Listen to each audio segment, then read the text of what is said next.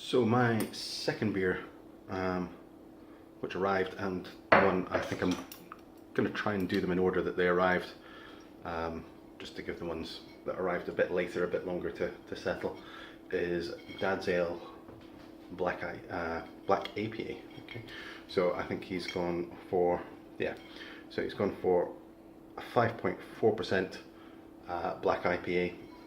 He did give me some brewing notes. I've had a little look at it. And I think he's intentionally gone for a lower strength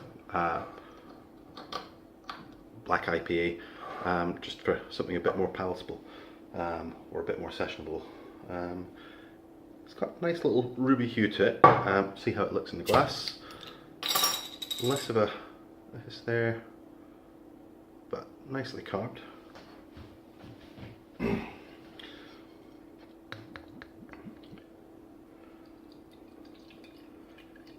So I am rinsing the glass in between, trying to give it a bit of a rinse with cold water. I hope I don't regret working for this head here. It's carving a bit more nicely now. But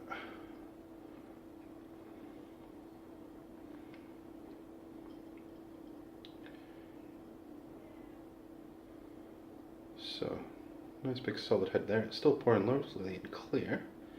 Makes me wonder if it was, no, there is some yeast there. Okay. I was wondering if it was bottled from a keg. Yeah, so nice big off-white head here. I will put it to the light, but it is supposed to be a black APA. So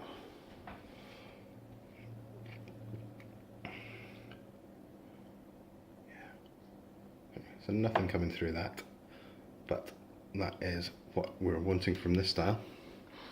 So quite nice to have the broad forum guidelines there, having something a little bit different to judge amongst the IPAs and the pale ales.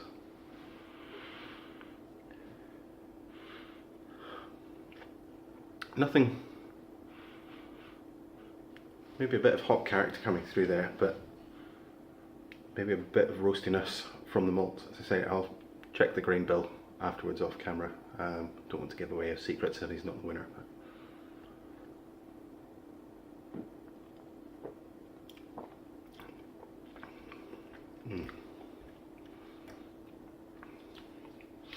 Yeah, really nice.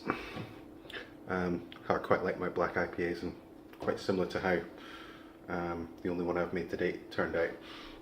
It's a really nice mixture of fruitiness and roastiness that complement each other.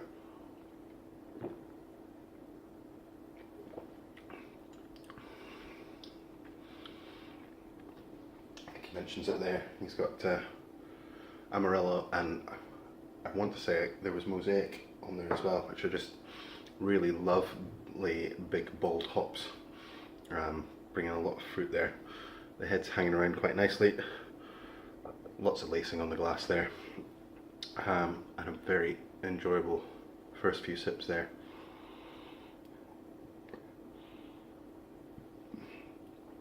If it's been dry hopped, it's hidden by sort of the roastiness of the malt bill. My nose is playing tricks on me.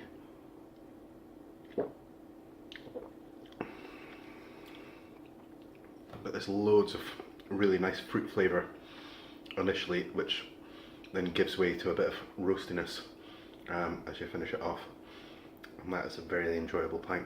Thank you very much. Cheers. Good evening. I volunteered to judge the Homebrew Forum's September competition. It was going to be brown ales, and then we were having some discussion about how to up the numbers for the competition, and it's changed format slightly. So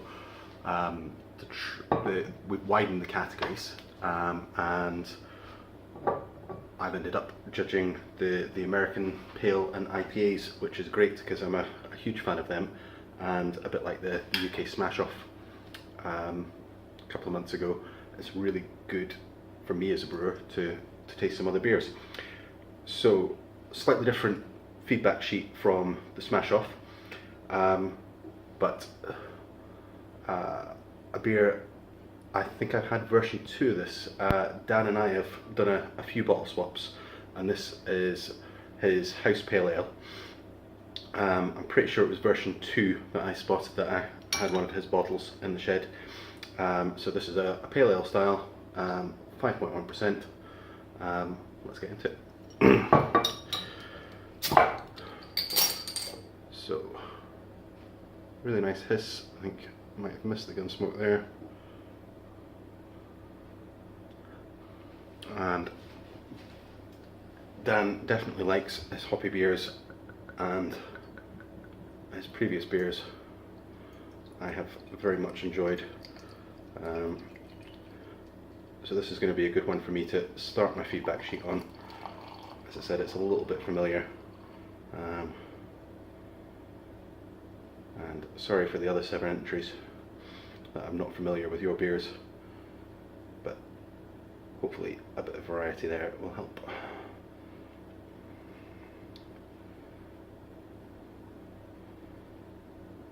So I'm pretty sure Dan kegs and then bottles the leftovers, so I think I've left the yeast in there.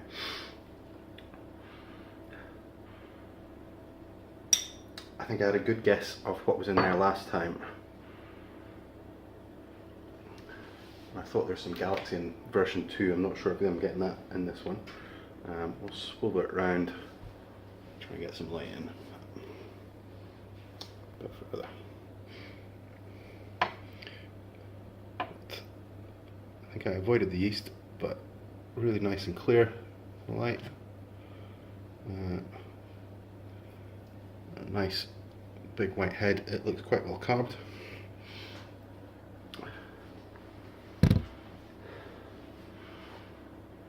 It's definitely got a nice hoppy aroma. I'm not picking up exactly what hops are from there, but very much 2 style. Nice caramel colour, and we saw it to the light. It's not clear, but it's difficult, particularly when you're dry hopping. And I know Dan's been trying to work on his clarity. I'll need to look back, I'm sure I reviewed version 2 as well.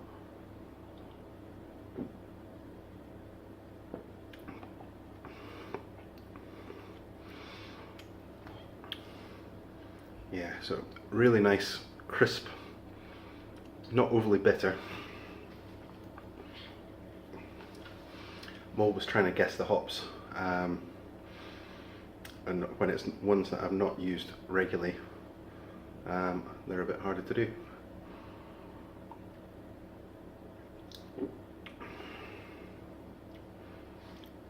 Yeah, slightly dry finish, not overly bitter, but not smashing you in your face with a whole load of flavour like a New England IPA.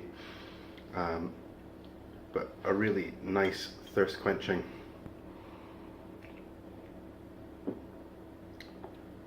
crisp beer. It's doing pretty well with the lacing. It's holding the head down there.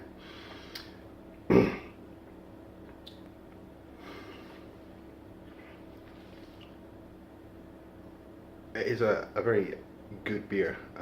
It's one that I think I would come back to again and again.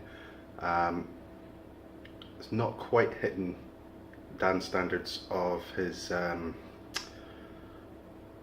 he called it his East Coast Day Down Margate, which was a New England style IPA, really nice and murky, and different style, but I think that's been my favourite of Dan's beers to date. But I'll stick some scores in there. But thank you very much, Dan, and good luck to you and the rest of the entrants. Beer number 1. Cheers.